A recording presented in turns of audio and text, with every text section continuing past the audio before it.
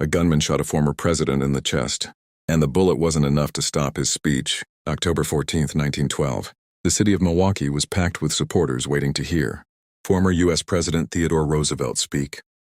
Roosevelt was running for president again after leaving office. As he climbed into his car outside a hotel, a man pushed through the crowd. The man raised a revolver and fired. The bullet slammed directly into Roosevelt's chest. People screamed. The gunman was tackled. Blood began soaking Roosevelt's shirt. Everyone assumed the speech was over. Maybe his life was over. But Roosevelt wasn't everyone.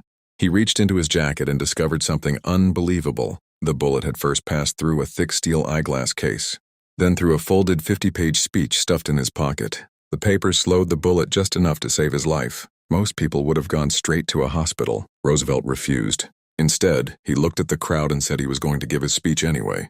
Then he walked onto the stage, bleeding, with a bullet still lodged inside his body. The audience had no idea he'd just been shot.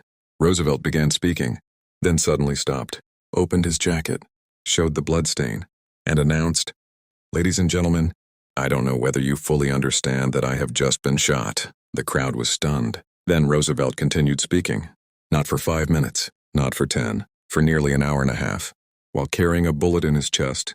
Only after finishing did he finally agree to seek medical treatment. Doctors later determined the bullet was too dangerous to remove, so they left it there for the rest of his life. Newspapers across America printed the story of the wounded ex-president who stood on stage bleeding while delivering a speech. It became one of the most legendary displays of toughness in American history. And for years afterward, Theodore Roosevelt literally carried the assassin's bullet inside his body.